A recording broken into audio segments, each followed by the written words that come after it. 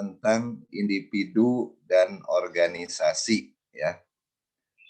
Kemudian kita akan sedikit membahas tentang teori atau prinsip dasar berpikir dalam sebuah organisasi gitu ya. Nah, jadi untuk pembahasan hari ini, Bapak akan menunjukkan dasarnya sehingga nanti pemikiran Anda itu bisa lebih meluas bagaimana dalam konteks aplikasi organisasi di dunia pendidikan atau di lembaga sekolah. Nah, Anda biasanya kalau masuk ke sebuah lembaga pendidikan, perusahaan atau apapun itu, Anda suka lihat adanya struktur organisasi ya? Suka lihat Iya, tidak? Pak. Ya. Iya, Pak. UPI, strukturnya suka lihat di UPI struktur organisasi. Di UPI itu rektor, wakil rektornya sekarang ada berapa? Ada yang tahu nggak? Wakil rektornya ada berapa? Nah, itu tuh struktur organisasi sesungguhnya itu menggambarkan kapasitas lembaga itu nanti ke depan ya. Kapasitas lembaga itu dalam menjalankan core bisnisnya. Kalau kita ya bisnis pendidikan tinggi gitu ya. Nah itu. Dapat apal dah ya sabaraha WR wakil rektor di UPI, Pak? Lebih dari 3, Pak, sepertinya. Kurang hafal juga. Lebih dari 3 teh bisa 7, bisa 8. Pak sebutin Pak satu Pak. Nama wakil rektor Pak. Satu aja satu orang. Pak Didi kalau nggak salah, Pak. Pak Didi, oke. Pak Didi itu wakil rektor 1 bidang Pendidikan ya? akademik. OR. Jadi ya, oke. Di EPEB juga ada yang jadi wakil rektor, siapa coba? Ada yang tahu nggak? Pak Agus Rahayu. Nah, good. Waktu rektor bidang apa itu? Ada yang tahu? Keuangan, Pak. Oh, Anda udah tahu tuh 2, kita sudah ketemu. Ada lagi yang tahu? Yang ketiga siapa? Ketiga, keempatnya? Ini kalau yang ketiga itu dari home base-nya itu MKDU.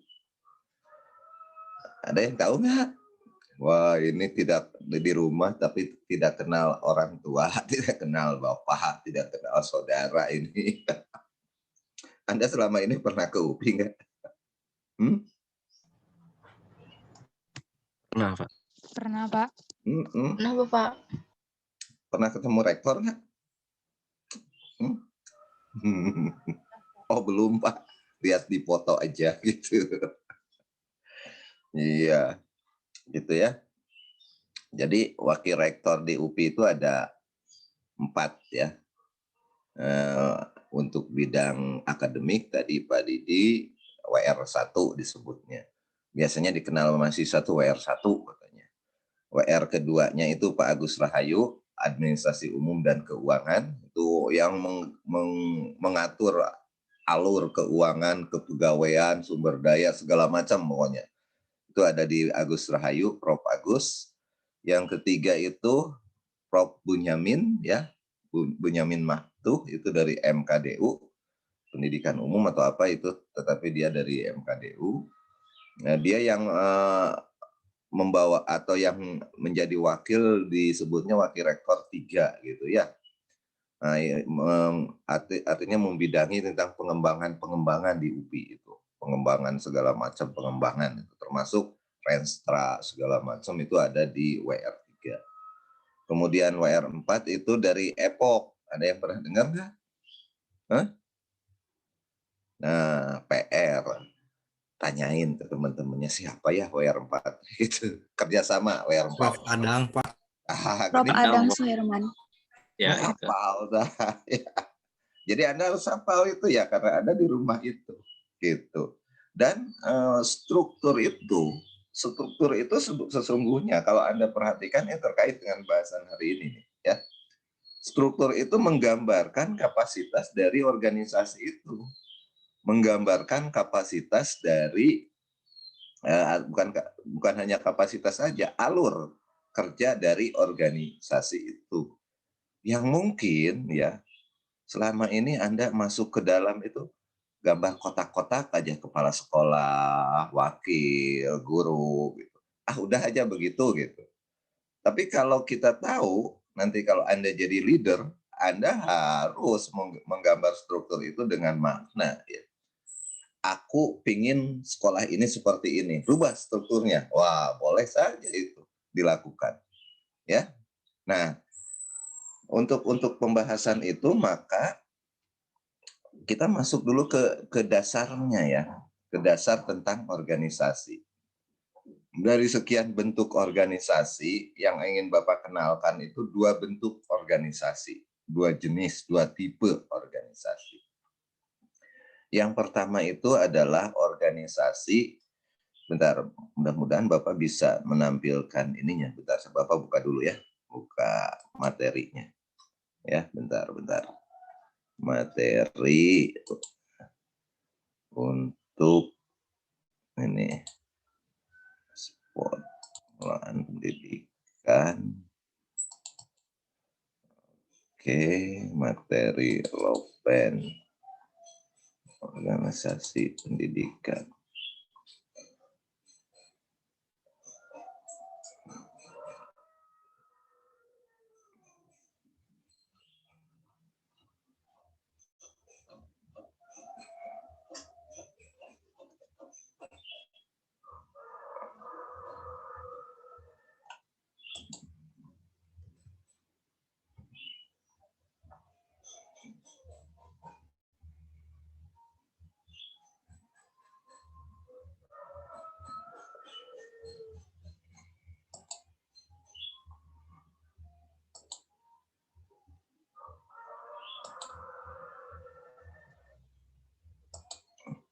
Oke, Bapak share ya. Ini Anda bisa download sebetulnya di itu ya, di apa? Di spot ya, Pak. Di spot. Ini Bapak coba dulu, ini mana ya? Belum masuk ya. Basic, ini nih. Ini nih. Share. Nah, Anda sudah download. Kelihatan nggak? Kelihatan? Kelihatan, Pak. Kelihatan, Pak. Nah, Anda harus, sebelum Anda masuk ke bentuk organisasi dalam lembaga pendidikan, kita pahami dulu basicnya. Ini basic konsep organisasi. Ya. Yang pertama begini, dasarnya. Bahwa setiap individu di dunia ini, gitu ya, tidak akan pernah lepas dari aktivitasnya dari kelompok.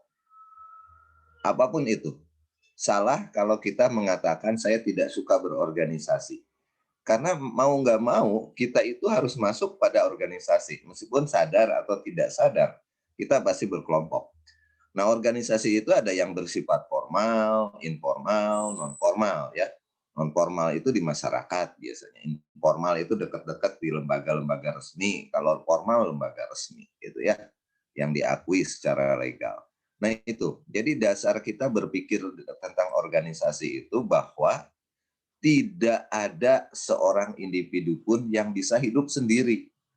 Gitu ya. Ada tidak yang bisa hidup sendiri di dunia ini gitu ya, apalagi di perkotaan.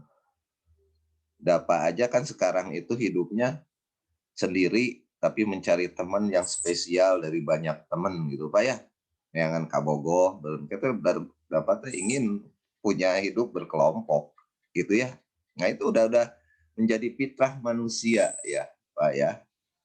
Ya Inka ya. Jadi nggak ada orang bisa hidup sendiri. Itu yang dipakai Inka kerudung warna-warni itu buatan orang. Coba kalau buat sendiri kan nggak mungkin seperti itu. Ya, yang dipakai karisma kacamata itu bukan buatan karisma, buatan orang. Itu. Makanya kadang-kadang ada orang yang suka memagar rumahnya tinggi-tinggi, dia itu ingin safety, tapi kesannya ingin memisahkan diri dari kelompok dan itu nggak bisa. Ya.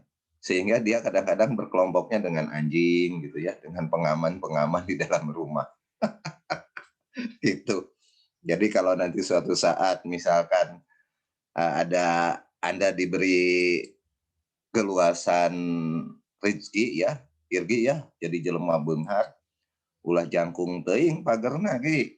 Itu menyalahi fitrah manusia. Kalau keamanan itu ya tergantung kitanya gitu. Kalau memberi celah untuk masuki misalkan orang-orang yang tidak bertanggung jawab karena celahnya ada di situ. Ternyata itu diartikan dengan fisik ya. Rumah dipagar dengan tinggi, pakai besi, pakai kawat, kemudian ngukut pengaman, binatang pengaman. Kalau mungkin mah buaya di situ, Destra. Ada nggak yang ngukut buaya di depan rumah? Nah itu kalau Bapak menyarankan pada Anda jangan begitu nanti ya. Karena fitrah Anda bukan itu, gitu ya. Gitu. Jadi egois kalau gitu Jamal ya. Egois itu ya. Jadi sekali lagi dasar organisasi itu bahwa setiap manusia itu tidak bisa hidup sendiri di dunia ini. Ya. Makanya ujuk-ujuk gede segede gitu Jamal kan Jamal teh hasil kerjasama organisasi. Organisasi apa? Organisasi keluarga. Keluar Jamal gitu. Ya, diurus lebih gede itu organisasi itu. Ya, gitu. Ya, paham ya? Paham ya? Kan baik Iya, dari Pak. iya udah dewasa mah kan baik. Jangan diajak ke logika logika negatif jok Bapak itu. Itu ilustrasi aja analog gitu ya. Meyakinkan bahwa kita tidak bisa hidup sendiri gitu. Dan kita harus masuk pada itu. Jadi kalau ada teman-teman bilang, saya mah tidak suka berorganisasi, bohong. Dia tidak paham tentang organisasi mal itu ya. Itu. Nah, sekarang rubah prinsip Anda. Mau nggak mau saya harus berorganisasi, tapi pilih-pilih kelompoknya, organisasinya seperti apa gitu ya. Tentunya yang bisa mengajak Anda nanti menjadi orang ahli surga gitu. Gitu Irgi? Atau mau masuk kelompok ahli neraka? Desa ngakulang, udah sarapan? Desa? Sigano belum sarapan Desa mah. Oke, ya. Nah itu prinsip dasarnya ya dalam berpikir organisasi. Nah sekarang kita masuk ke bentuk organisasi yang pertama ini. Dari sekian banyak bentuk, Bapak ingin menyampaikan 2 bentuk aja. Yang pertama ini disebut dengan organisasi yang bersifat garis. Nah, ciri khas dari organisasi ini, ya ciri khas, Anda lihat tidak? Ini, ya, ciri khasnya itu garis-garis gini, ya, nggak ada bentuk lain itu garis. Artinya sangat pekat. Ini kalau ini seorang pemimpin, ini sangat pekat bahwa dari atas itu sistemnya komando ke bawah, ya. Dan bawahan itu di sini sangat sempit dia memberi masukan pada atasan. Jadi organisasi yang bentuknya seperti ini disebut dengan organisasi garis dan sistem komandonya sangat pekat di sini sehingga sifatnya lebih bersifat sentralistis. Ngerti nggak? Ya. Kalau Anda masuk ke sekolah ada organisasi bentuknya begini, berarti penguasa tunggal itu kepala sekolah di situ. Guru-guru, wakil kepala sekolah itu hanya menjadi asistennya aja gitu. Kalau bentuknya seperti ini, ya. Apa artinya? Berarti authority ada di sini dan sekarang kita tarik ke ilustrasi bahwa ya jika organisasi membentuk kelompok seperti ini, kecenderungan di bawah sini, bawahannya ini, dia sedikit sekali haknya untuk bicara, kecenderungan, ya. Jadi ikut apa adanya kata pimpinan, kata leader di atasnya itu. Ya, itu. Dan secara aplikasi di lapangan, organisasi ini itu organisasi yang ada karena apa? Karena dianggap bawahan-bawahan di sini itu tidak bisa, gitu ya. Bukan tidak bisa, artinya sangat patuh terhadap atasannya, gitu. Ya. Nah ini organisasi staff, organisasi garis ini. Jadi sifatnya sentralistis, gitu. Nah pertanyaannya yang ingin Bapak tanyakan, apakah organisasi yang bersifat sentralistis ini di zaman reformasi, di zaman sekarang ini masih update atau perlu ditinggalkan? Itu pertanyaannya. Nah, berawal dari pertanyaan itu. Oke, Diana komen, Diana komen. Organisasi ini masih update atau perlu ditinggalkan? Coba, Bapak ingin komen aja, jadi Diana.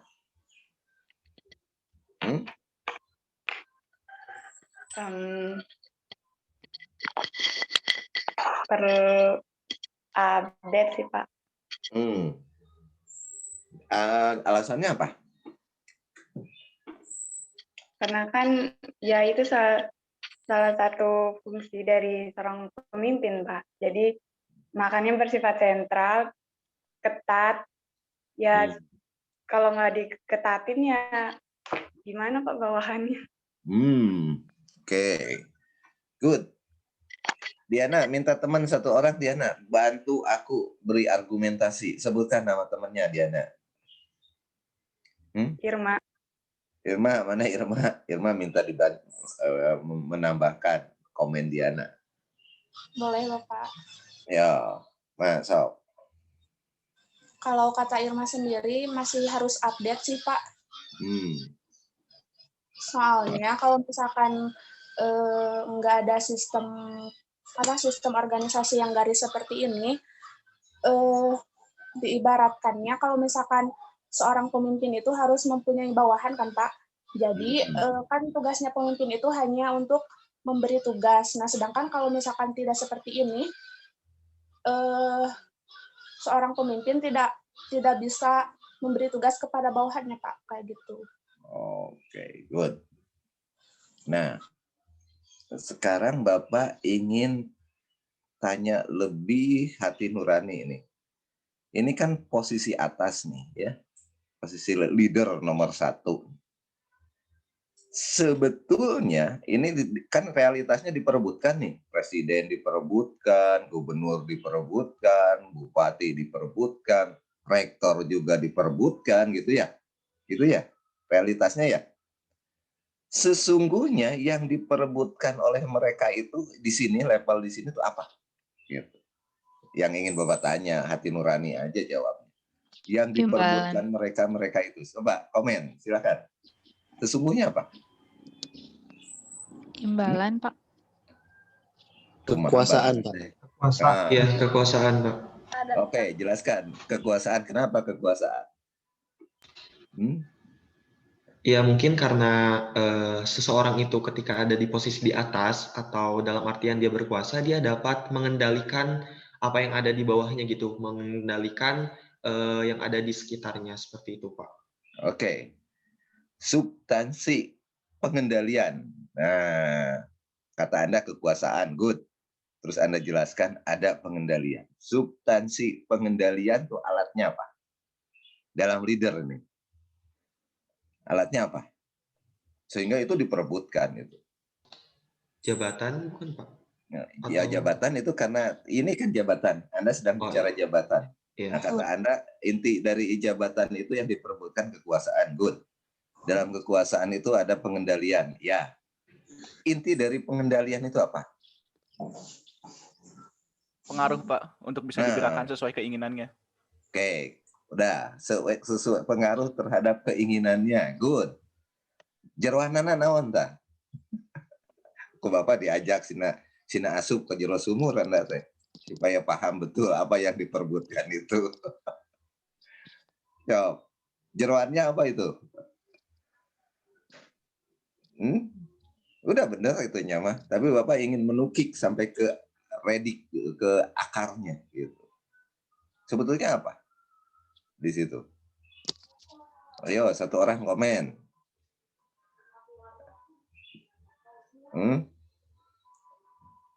Oh, cari cing wae sih nama belum sarapan ini tanda teh ya.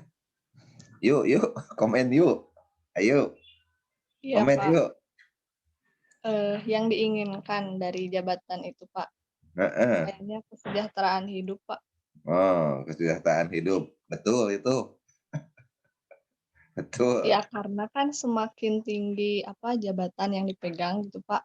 Mungkin imbalannya juga semakin tinggi gitu. Oke. Sekarang mah gini aja. Kita buat analog yang paling ringkas aja ya. Yang paling simpel dalam keluarga gitu ya. Itu sama aja sih sebetulnya. Nah, di dalam keluarga itu ada yang disebut kepala keluarga gitu ya. Dia punya kekuasaan, dia punya pengendalian. Itu ya, kepala keluarga. Dan kalau kepala keluarga itu dalam keluarga itu ada dua, biasanya cerai. Biasanya paribut wae taradaek jempe, biasanya begitu. Gitu nggih? Benar teh nggih? Ya, biasanya kalau dalam keluarga, dalam pacaran aja itu dua nana yang jadi pemimpin, tara langgeng pacaran bubar begitu ya. Dalam keluarga juga begitu. Ya. Ya, itu sudah alami itu. Nah, sebetulnya yang diperebutkan di situ itu ya, kalau Anda terus renungkan di dalam, entah itu namanya pengaruh, entah itu namanya apa, sebetulnya adalah pengambilan keputusan atau keputusan gitu ya. Coba renungkan oleh Anda. Ya. Keputusan itu bisa berpengaruh pada kekuasaan, pada kekayaan atau kesejahteraan, pada pengikut segala macam. Coba enak namun Fitri membuat keputusan kemudian tidak diikuti oleh, kalau Fitri jadi kepala misalkan, membuat keputusan tidak diikuti oleh bawahan, paling kan ngambek Fitrinya. Ya, betul, Pak. Iya. Nah itu ya. Jadi inti dari ini yang diperebutkan orang itu adalah keputusanku loh harus diikuti kalau level presiden secara nasional. Aku ganti menteri-menteriku, keputusan presiden itu. Ya. Karena tedaik ngagugu gitu. Cek gubernur aku ganti bupati ini. Karena tedaik ngagugu, kuduna Covid diikuti ya, ayo kalah muka naon tempat hiburan gitu ya. Nah itu keputusan. Mah Jamal bobogohan yang iya misalkan yang diperebutkan di atas menjadi pemimpin dalam berpacaran itu misalkan Anda yang diperebutkan itu keputusan cek Jamal teh pacarnya pokoknya mah Anda jangan luak liuk deunya kalau laki lain itu kan sedang mengambil keputusan itu karena gini konsekuensi ketika Anda misalkan Irfan buka kapogo Irfan itu ditalek ku pacar Anda itu pengambilan keputusan oke, saya setuju gitu pan kumaha rek pacaran teh ayeuna mah kieu ceuk Irfan teh saya moal luak lieu ka awewe ente oge ulah luak lieu ka lalaki lamun teu katingali ku saya nya gitu berarti kan Irfan teh masih bisa luak lieu kemun eueuh ka bogohna pan ngerti bahasa saya pan Ya, Pak. iya gitu pan nah, keputusan itu ya nah kita pelajari sekarang di dalam proses keputusan itu. Karena itu yang mewarnai direktor itu pengambilan keputusan. Kalau rektor mengambil keputusan dalam bentuk aturan tidak diikuti oleh bawahannya, wah itu ngamuk pasti, marah dia itu. Ya, gitu. Coba nanti Anda rasakan itu ya, bahwa Anda ketika jadi kepala rumah tangga itu keputusan yang dijadikan dasar itu ya. Nah, keputusan itu, secara teori itu adalah aktivitas-aktivitas yang dihadapkan pada dua pilihan. Biasanya begitu. Kalau netral itu Bapak yakin itu keputusan yang tidak apa ya? Netral itu teka dia teh kumaha itu disebutna? Bahasa gaulnya itu apa? Hah? Labil, Pak. Pelin-pelan. Labil ya. Gitu. Jadi kadang-kadang yang netral itu tidak punya apa ya, tidak punya tujuan, tidak punya pilihan, tidak punya apa ya secara ininya. Ya. Nah, pengambilan keputusan ya dalam kehidupan sehari-hari itu ada pada setiap diri orang, ya. Terutama ketika Bapak kaitkan dengan aktivitas dengan pertemuan pertama tentang filsafat, ya. Sekarang gini, ya kalau Bapak ingin ilustrasikan apakah keputusan dalam setiap orang itu ada? Oke. Bapak tanya ke Insan, Hairil, tinggal di mana Hairil? Saya tinggal di Sumatera Utara, Pak. Ah, Sumatera Utara. Hairil ini tadi pagi mengambil keputusan ya, gitu ya. Begitu terbuka mata dari tidur. Mandi, tidur lagi, kuliah, jangan, kuota masih ada, atau untuk segala macam. Itu begitu orang terbuka matanya, sudah dihadapkan pada aktivitas pengambilan keputusan. Intinya apa? Ada dua sisi, positif, negatif di situ. Ya, kalau misalkan Andita ini mendengar suara adzan pagi-pagi, misalkan, Allahu Akbar, Allahu Akbar. Nah, Andita bangun. Ada dua pilihan itu, sholat atau tidur, gitu. Kan gitu ya. Itu keputusan Andita, ya. Kalau ngambil sholat ya, Anda nanti mengikuti ajaran agama Andita, kemudian Andita mendapat jalan untuk masuk surga. Kayak gitu ya pilihannya. Tapi begitu Andita tidur lagi, misalkan, nah itu pilihannya lain, gitu ya. Mungkin pahala sholat subuhnya nggak jadi, gitu ya. Gitu. Nah itu pilihan Andita. Terus ketika siang mandi atau cuci muka, itu keputusan juga, ya. Farid, jadi setiap pagi, setiap hari Anda itu penuh dengan pengambilan keputusan setiap individu itu, ya, gitu. Nah, itu keputusan secara individu. Sekarang keputusan itu kalau digabung dengan kelompok, menjadi kelompok atau di dalam kelompok, tentunya ada yang ingin menjadi dominan. Nah, itu yang diperebutkan. Tadi cek Bapak contohnya. Kalau satu orang lah, misalkan Farid belum punya pacar, Irham belum punya pacar, itu mah keputusan di mana aku aja. Tapi kalau sudah punya pacar, keputusannya harus melingkupi itu. Ya. Ayeuna Asep ta Ustad ya, Ustad Asep ta. Asep. Ya, mengambil keputusan mun Asep geus boga kabogoh, berarti ya harus mau nggak mau mengikuti aturan main pengambilan keputusan karena bentuknya sudah kelompok itu. Ya. Malam minggu pokoknya mah ulah ka mana kudu ka imah saya cek kabogoh teh. Karena apa? Karena Asep sudah mengikrarkan diri jadi pacarnya. Mau nggak mau harus begitu. Ya, gitu. Gitu. Kalau sudah nikah apalagi? Keputusan menikah. Saya terima nikahnya si Fulan dengan mas kawin gitu, seperangkat. Nah, bla bla bla itu diamini oleh malaikat itu. Pengambilan keputusan itu. Jadi lamun geus kawin ulah omes deui Sep. Ya. Ulah luak diuk di kawewe sejen. Gitu dosa gitu. Jadi itu ya. Nah, jadi semakin besar organisasi semakin kompleks pengambilan keputusan, ya. Makanya kemudian kalau Bapak kaitkan ke sini, ke struktur ini dengan konsep pengambilan keputusan, Bapak analogkan contoh begini. Kan Anda tidak langsung besar ya. Gitu ya. Anda itu tidak ujuk-ujuk sebesar ini kan. Anda ada fase kecil, ini ilustrasi ya, ini contoh aja untuk supaya kita semua memahami tentang proses pengambilan keputusan yang dikaitkan dengan struktur organisasi ini. Nah, Nida. Mana Nida? Robani. Da, kedengaran nggak suara Bapak? Nida? Da? Wah, itu kedengaran sama Nida. Atau sinyal di Bapak terputus-putus mungkin ya? Nida mah kalau nggak salah lagi ke kamar mandi, Pak. Oh gitu. Ini Anda tahu. Berarti canggih itu jawaban Anda ya?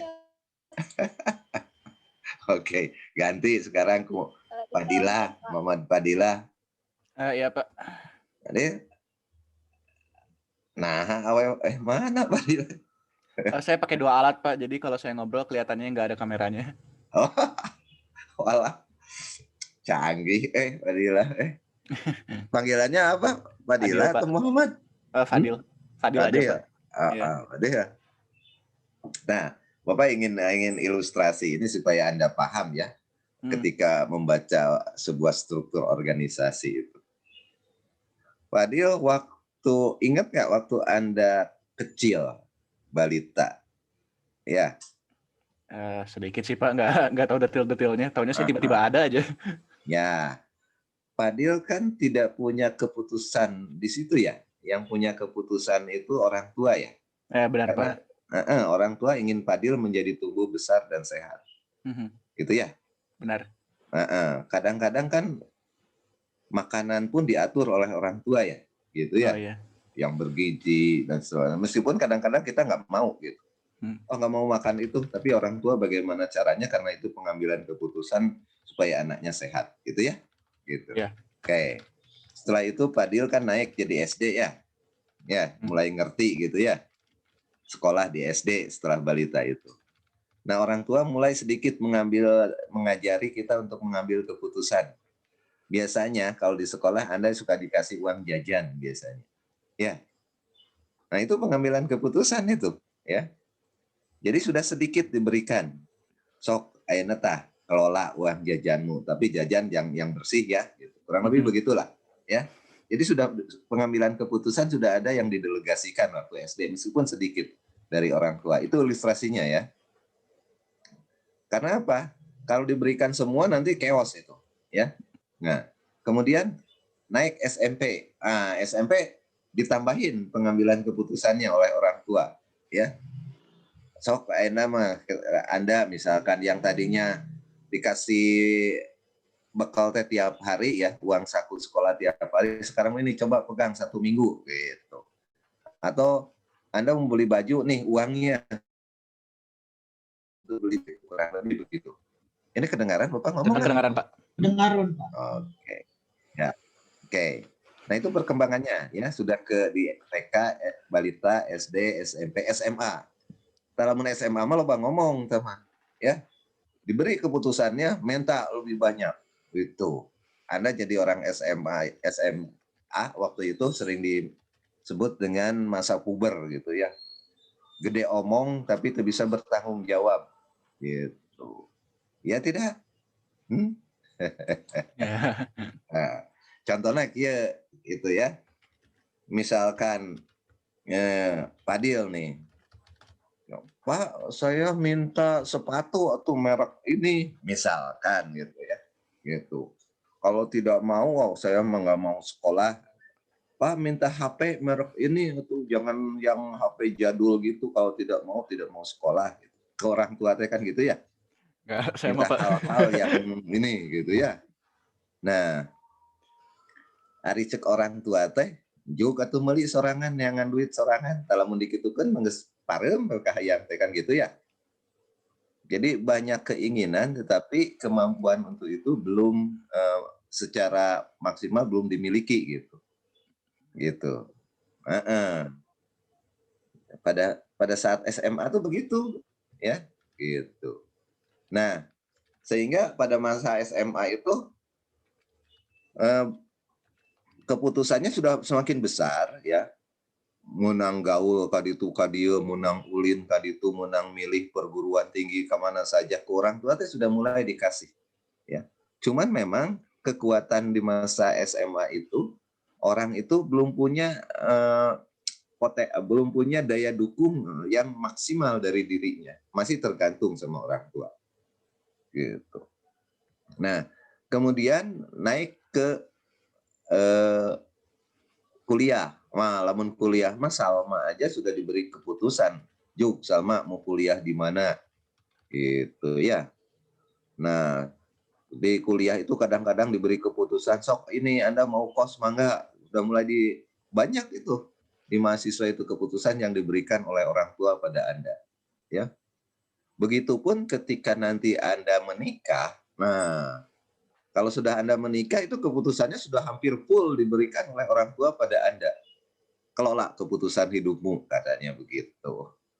Itu kurang lebih begitu. Itu analog bahwa keputusan itu ada dalam diri manusia itu dari mulai dia lahir sampai nanti, ya itu ada itu, ya.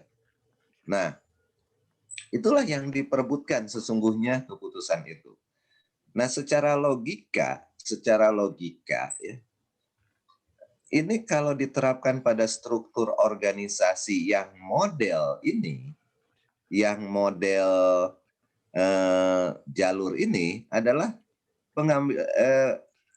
model organisasi di mana ya keputusannya menjadi sentral, ada di leader gitu ya.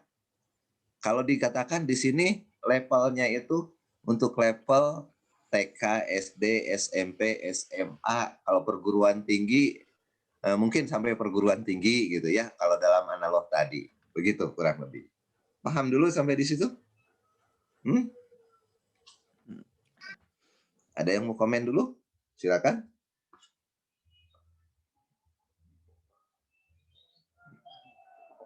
Dera mau komen, Dera? Dera tuh di fotonya tuh sedang tidur. Ya? Tidak apa-apa. Enggak mau ngambil keputusan, nggak mau komen, Dan? Belum mau. Belum, oke. Iren. Iren tersenyumnya manis, di fotonya. Ren. Mana Iren teh? Iren lagi apa? Panggilannya teh Iren atau Asima?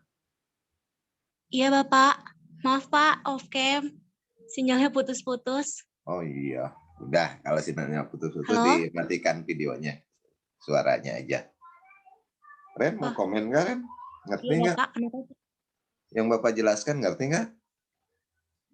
Komen soal yang organisasi garis Pak. Jadi Bapak sedang membahas kenapa organisasi Iya Pak, garis. ngerti. Ya.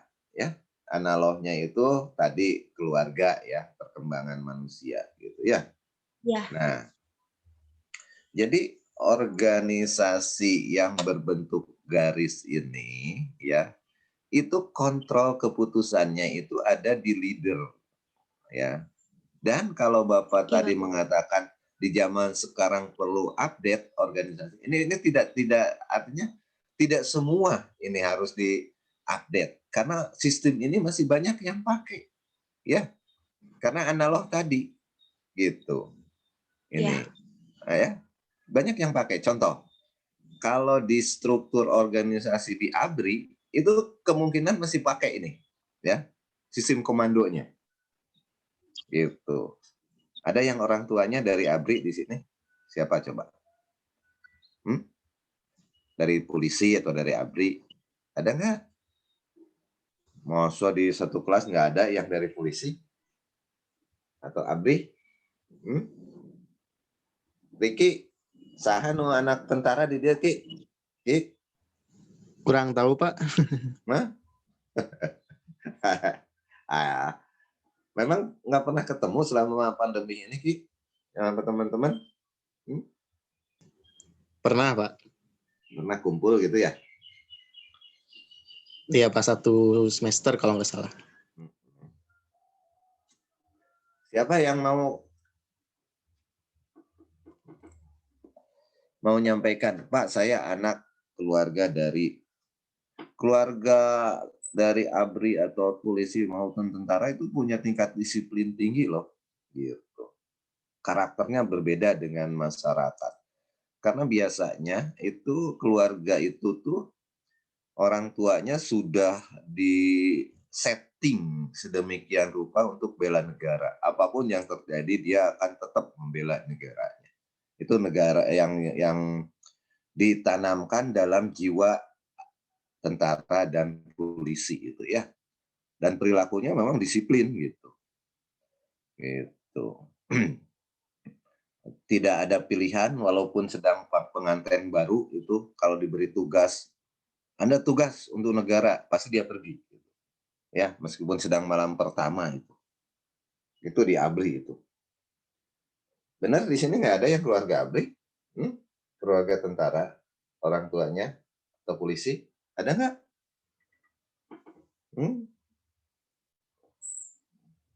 Atau gini aja, Anda kalau lihat seorang prajurit dihukum oleh atasannya, ya, oleh komandannya, apa yang pernah Anda dengar atau Anda lihat? Gitu. Kata-kata apa yang keluar ketika dia dihukum?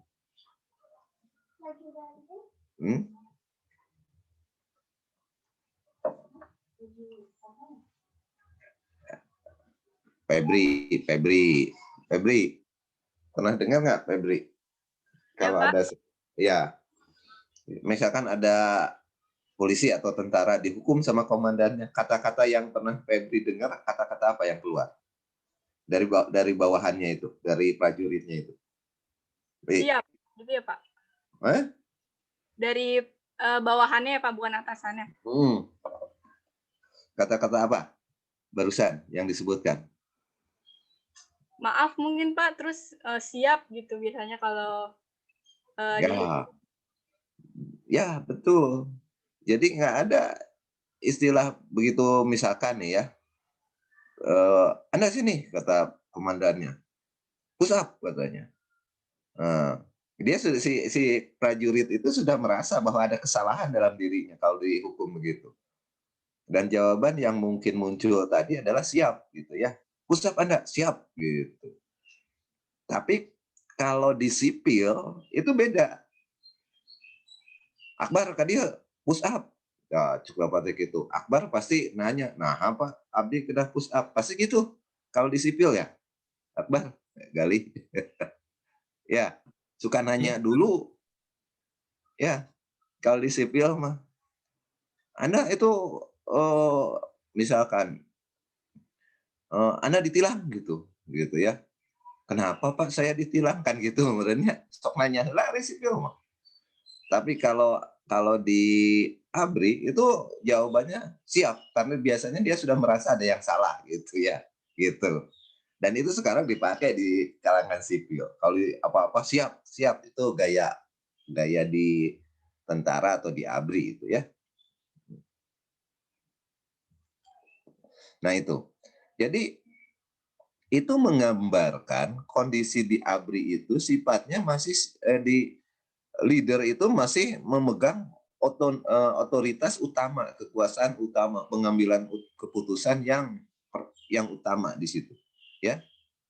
Jadi struktur ini digunakan sampai saat ini itu karena kondisi.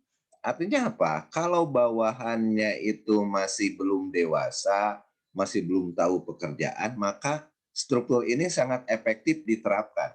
Gitu ya, struktur ini.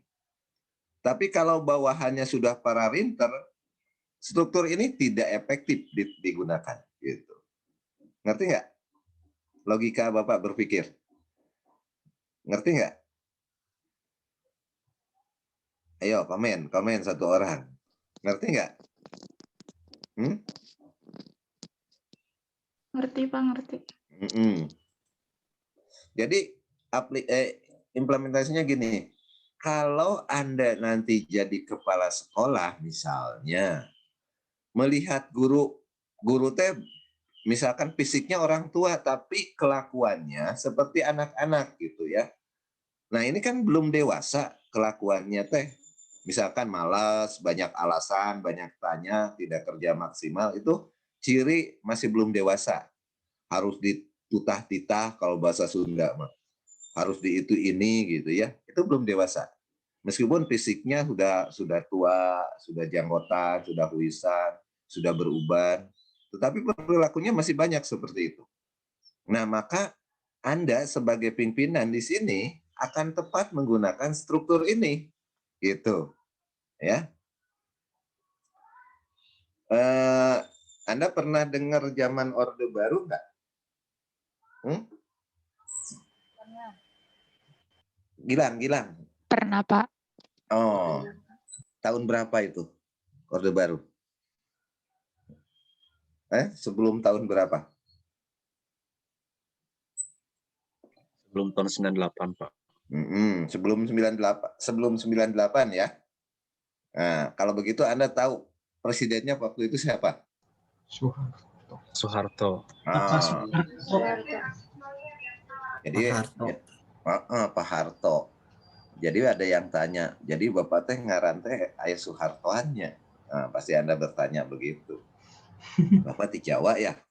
Bapak mah di Sunda ngandongengna meureun zaman lahir Bapak teh orang tua Bapak termasuk orang yang mengagumi gitu ya. Mengagumi presiden yang kedua itu. Jadi aja Nugraha Soeharto gitu ya. Itu namanya, kurang lebih begitulah kalau ada yang tanya Bapak pakai Soeharto teh naon? Ya ketika itu awal dari Soeharto naik menjadi populer itu sekitar 67-an gitu ya. Bapak lahir pada saat itu dan orang tua Bapak salah satunya gitu waktu itu yang mengagumi gitu ya. Gitu. Nah, disadari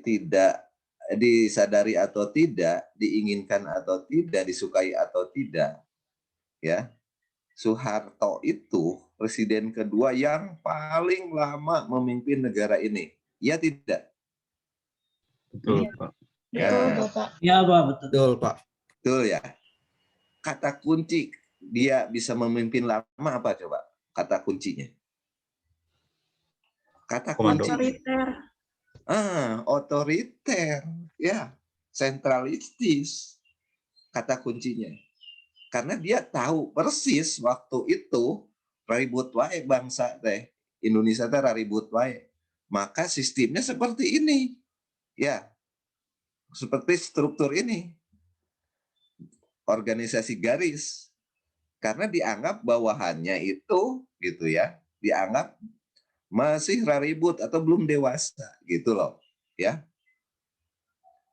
Sehingga pada saat itu Orde Baru itu identik dengan sentralistis, pemimpin sentralistis ya. Tapi disadari atau tidak itu memang terjadi seperti itu dan selama 32 tahun Indonesia dipimpin dengan pola itu aman gitu ya. Gitu. Dan yang Anda tahu itu yang paling lama di Indonesia yang memimpin sampai 32 tahun gitu ya. Kalau yang sekarang mah nggak ada. Paling lama itu 10 tahun paling lama gitu ya. Kalau itu sampai 32 tahun gitu ya. Gitu. Nah, artinya apa? Pada saat itu presiden itu memahami bahwa bawahannya perlu dibimbing, perlu dibina, perlu diarahkan dengan pola komando tadi supaya aman gitu ya. Tong loba nanya, gawekeun we, jangan banyak tanya, kerjakan ini. Nah, jangan banyak tanya, kerjakan itu. Karena ini tanggung jawabnya ada di pemimpin gitu. Nah, kalau sekarang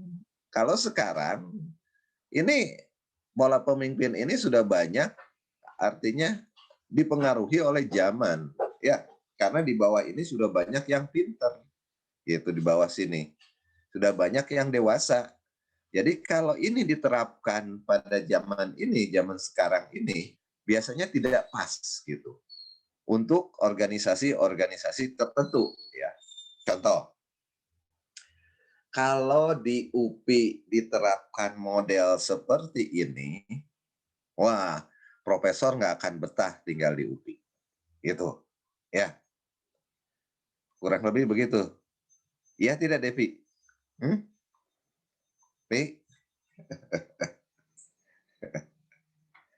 Gitu. Jadi profesor itu kan orang-orang pinter tuh ya, orang-orang yang sudah dewasa. Jadi kalau ini diterapkan di masa di UPI pola ini sekarang ini, banyak orang-orang pintar itu tidak nyaman di dalamnya. Ibaratnya gini, Anda sudah dewasa kuliah, gitu ya. Nyaman tidak ketika Anda harus diantar oleh ibu atau bapak sampai pintu kelas misalkan. Nah, ada nggak di sini ya? Bapak tanya.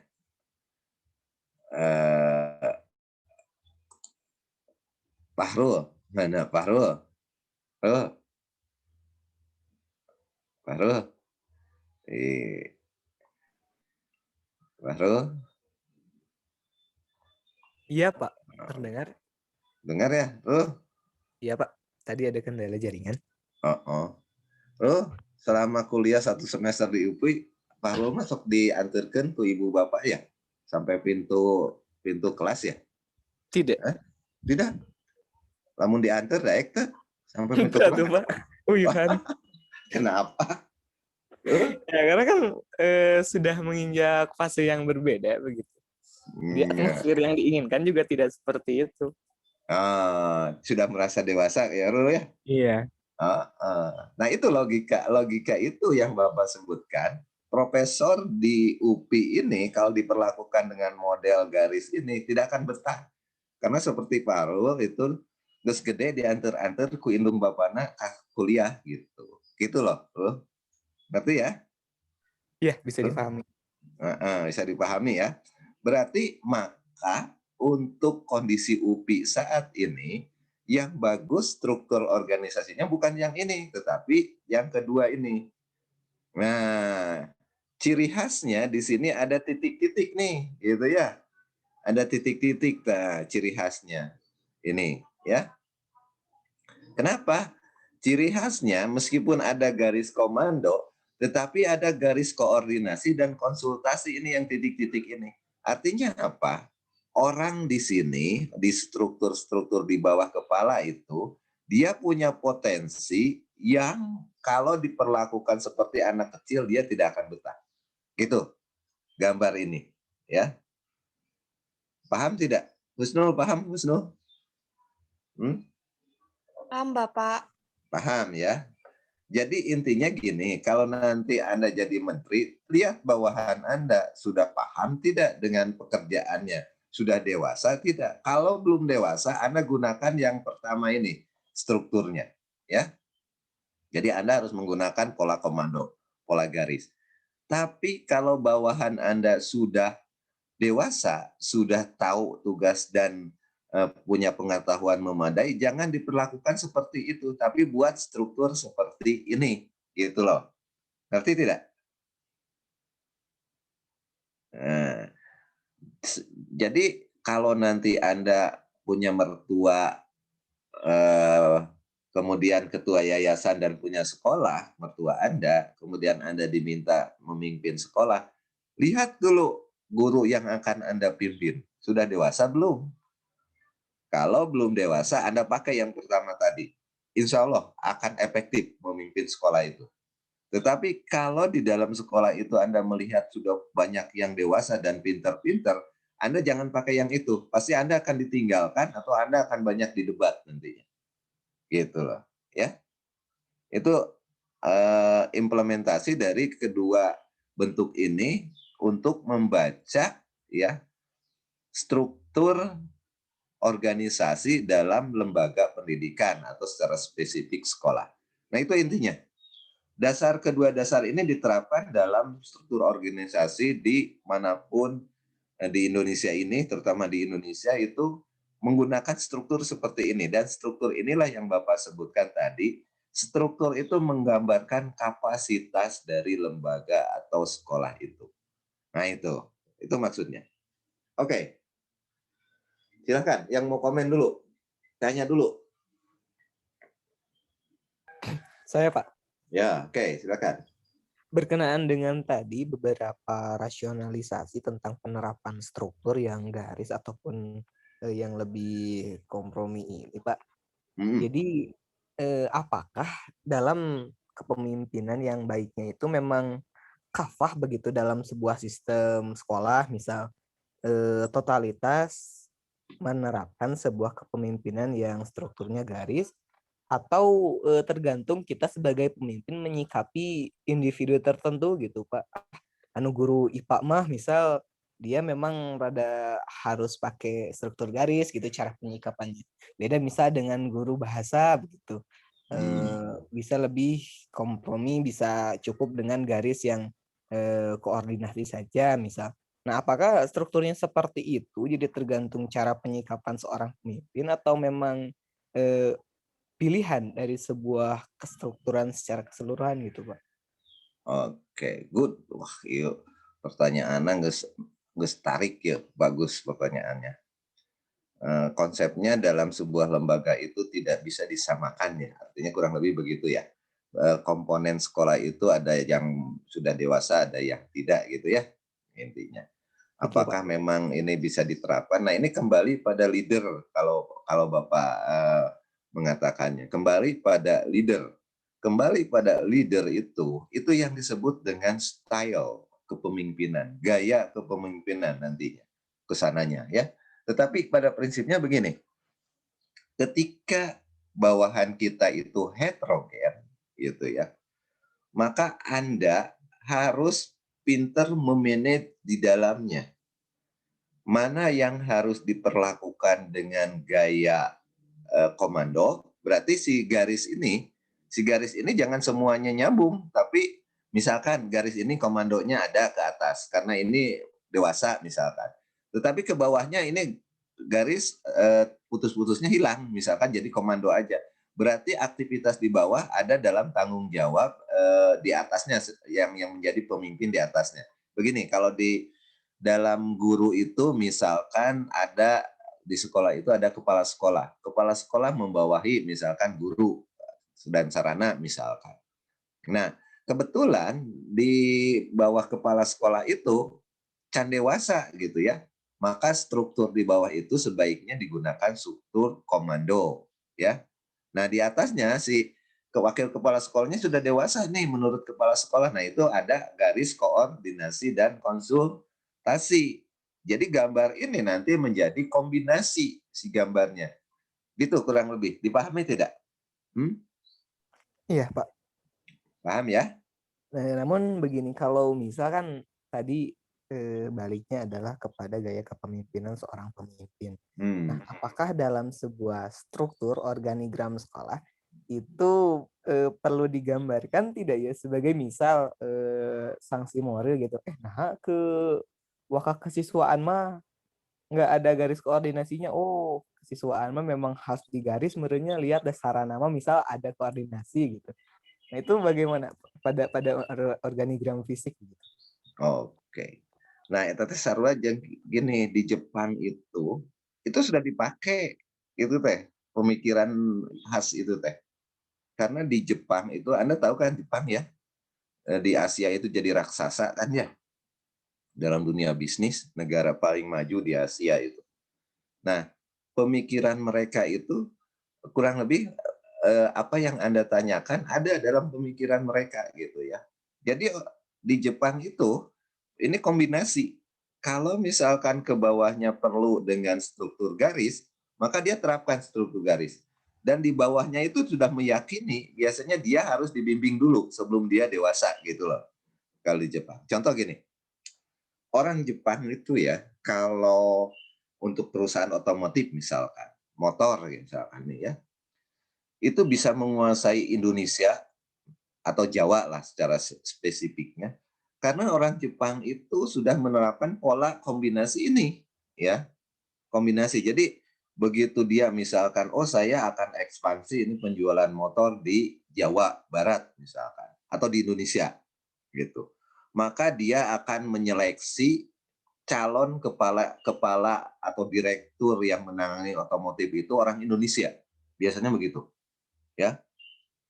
Nah, dalam seleksinya itu diseleksi secara ketat itu, ya, calon direkturnya itu, gitu ya, yang menangani punten kalau Bapak menyebutkan Astra misalkan, ya, itu orang Jepang menyeleksi ketat itu, ya. Nah, dapatlah misalkan satu orang nih ya, diangkat misalkan oleh Jepang itu, ini negara-negara lain misalkan. Nah, si yang diangkat direktur dari Indonesia itu diberi fasilitas yang maksimal karena sudah terseleksi sedemikian rupa. Kalau bahasa bohong nama, begitu lulus, yang ditanya pertama oleh Jepang, Anda ingin gaji berapa? Anda sudah punya istri, apakah perlu saya carikan istri? Anda sudah punya rumah? Kalau perlu saya sediakan rumah. Anda punya kendaraan dinas? Kalau perlu saya siapkan kendaraan dinas model apa? Nah, pokoknya di servis itu, ya. Sehingga si direktur yang diangkat oleh perusahaan di Jepang itu merasa bahwa dia menjadi orang yang orang kunci di Indonesia. Jadi seolah-olah jadi Musiganu boga perusahaan eta gitulah. Intinya mah kurang lebih. Itu Jepang, ya. Nah, kemudian orang tadi direktur yang di Indonesia ini menyeleksi, misalkan ini untuk 1 Jawa Barat, 2 Sumatera, 3 Kalimantan, 4 Sulawesi, misalkan nih, 5 misalkan Papua misalkan nih. Nah, dia akan menyeleksi kembali, ini pimpinan untuk Jawa Barat gitu ya, dia seleksi itu, ya. Nah, setelah itu dapat nih. Nah, si pimpinan itu juga menyeleksi ke bawah sampai pada titik ketika pada level tertentu, oh ini belum dewasa ini, gitu ya. Ini kalau biasanya di tingkat operator atau teknisi di bawah itu, secara manajemen itu diperlakukannya komando biasanya kalau dalam struktur itu, ya. Jadi, nah pada saat itulah di situ muncul struktur yang bersifat garis. Kalau ke atasnya itu jalur, ya, ada konsultasi. Kalau ke bawahnya nanti bersifat garis itu. Maka ketika gambar itu dibuat, maka ada yang bersifat garis ya, dan ada yang bersifat line garis dan staff atau ada unsur koordinasi dan konsultasinya. Kesimpulannya itu kalau Anda masuk sebuah lembaga bisa memetakan sumber daya dalam lembaga itu, sah-sah saja Anda kemudian menyusun struktur ini. Karena struktur ini akan menggambarkan kinerja dari organisasi itu, gitu, yang Anda pimpin. Gitu. Gimana? Iya Pak. Jadi kan tadi ya, kalau misalnya kita dalam sebuah sistem, kita berwenang dan berhak untuk membuat organigram, yang memang itu kan jadi representasi kinerja gitu. Jadi kan setidaknya ada beban moral gitu. Ih, saya mau nih masih kayaknya pakai garis. Cina saya gitu loh Pak. Iya pasti begitu. Nah, biasanya pimpinan sok bari heureuy. Nya atuh mun kitu mah sakola deui atuh meh ngarti tah gitu. Nah, itu gitu, dalam konteks teknis jadi nantinya. Kan bisa meningkatkan begitu nantinya. Bisa meningkatkan. Gitu. Ya, kan di UPI ge sok seueur nya. Sakola deui atuh S3 gitu. Meh dihargai. Namun S2 dosen di UPI itu sudah lemah itu. Jadi minimal di UPI itu standarnya sekarang S3 dosen gitu. Itu paham Siap Pak, terima kasih. Dan nanti kalau jadi menteri gitu namun aya nu cicing wae dihandap cenah sakola deui, jangan ngomong kenapa saya di sini, sekolah lagi gitu. Supaya Anda ngerti. Nah, kalau udah ngerti Anda bisa buat nanti kita bisa tempatkan dia di posisi di atasnya itu gitu. Ini cara memperlakukan organisasi. Silakan. Kalau tidak ada yang komen, satu lagi komen di kaum wanita nih. Malah nu komen ya teh. Silakan. Mal waka ditutup lamun can aya nu komen. Lamun aya nu komen, Bapak diakhiri pertemuan hari ini. Ayo, siapa yang mau komen? Saya, Pak. Ya, laki deh ya kan bae lah. Sok laki-laki ya, dar. Silakan. Iya Pak. Ini mengenai organigram struktural dan fungsional gitu ya Pak. Di PNS pun ada gitu ya Pak, ada lembaga struktural dan juga fungsional. Nah itu gimana gitu Pak prakteknya gitu Pak kalau di pegawai negeri sipil gitu Pak? Ada komponennya struktural dan fungsional ya. Itu iya, mah sangat sederhana sebetulnya dalam pola organisasi pembagian itu. Ada memang secara praktis setiap position itu punya juklak juknisnya, artinya punya aturan mainnya masing-masing gitu ya. Sehingga kalau kita berbicara tentang struktur organisasi, misalkan di dalam lembaga kita itu ada unsur fungsional misalkan dengan unsur struktural. Nah, maka unsur fungsional misalkan di UPI aja ya, Bapak ilustrasikan di UPI nih ya. Di UPI itu ada struktural dan fungsional. Taruhlah yang fungsional itu adalah dosen gitu ya. Yang struktural itu teknik, staf gitu ya. Gitu. Nah, aturan main untuk dosen itu berbeda dengan aturan main untuk teknik ya. Aturannya berbeda. Maka seorang pemimpin harus bisa membuat itu. Dan kalau di perusahaan lebih kompleks lagi, bukan hanya dua, bukan struktural dan fungsional, tapi ada unsur lain. Nah, kalau di kita misalkan ketemu lembaga yang punya dua pekerjaan struktural dan fungsional, maka kita harus merujuk pada aturan yang berlaku di situ kalau di negeri ya. Tapi kalau nanti Anda jadi ketua yayasannya, mah Anda buat aturan sendiri ya, berdasarkan konsep yang dipahami hari ini. Nah, jadi struktural itu sebetulnya sangat strategis, dia diperlakukan dengan aturan-aturan yang bersifat struktural. Artinya gini, di struktural itu naik pangkat golongan itu tidak usah membuat persyaratan-persyaratan seperti di fungsional gitu ya.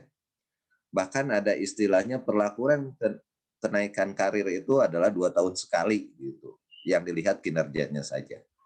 Nah, tetapi kalau di fungsional dia harus kalau mau naik pangkat golongan harus memenuhi syarat-syarat tertentu gitu. Ya, ngajarnya sudah sekian tahun, sudah punya karya ilmiah apa, nah terus kegiatan pengabdiannya apa, nah itu ditanya itu fungsional lebih berat ya gitu karena berkaitan dengan pekerjaannya di fungsional.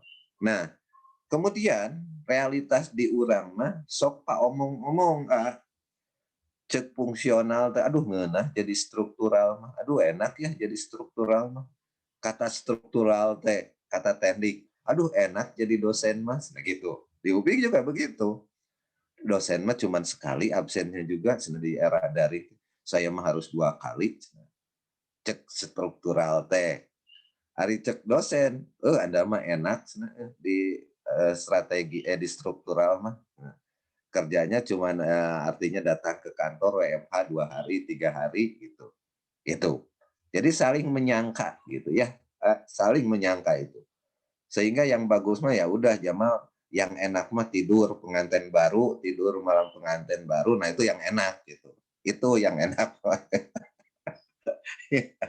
ya jadi itu kalau Bapak katakan itu wajar terjadi ya wajar terjadi tentang kondisi itu.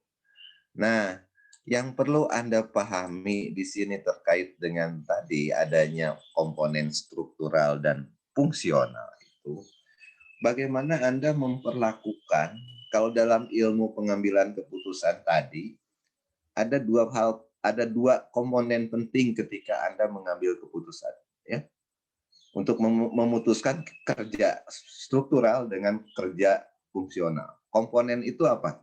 Yang pertama itu keputusan itu harus logis dan intuitif. Logis banyak dipakai di kita ya.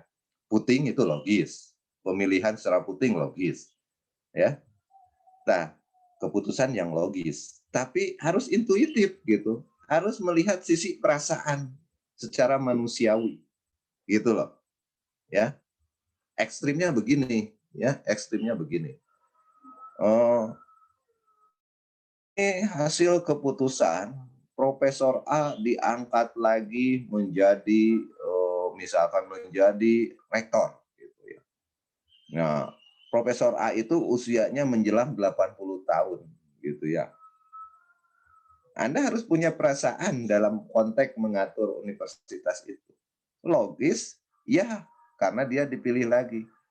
Sekarang tanya secara intuisi, secara kemanusiaan. Itu jabatan itu akan yang bersangkutan atau malah akan mempercepat dia kembali ke Allah gitu. Jadi kering gitu ya. Nggak, itu perasaannya harus main di situ. Ya, seorang pemimpin itu begitu. Jadi kalau misalkan nanti Farid Ilham membuat keputusan jadi pimpinan, ini keputusannya logis dan intuitif. Kalau keputusan ini diterapkan, ini bawahan saya ini akan bagaimana gitu. Rasa Anda main gitu di situ. Gitu ya. Rasa Anda main gitu. Jangan logis aja. Kalau logis aja biasanya seperti kita saat ini, gitu ya.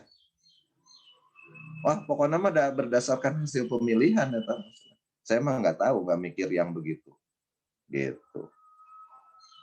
Anu setruk dipilih kebenaran menang Kak Jamal jadi pimpinan. Bayangkan Anda dipimpin oleh orang stroke misalkan, kan harus main intuisinya ya, perasaan Anda, gitu. Tadi orang kan kejadian ya, anu gering dipilih gitu, bayangkan, gitu ya.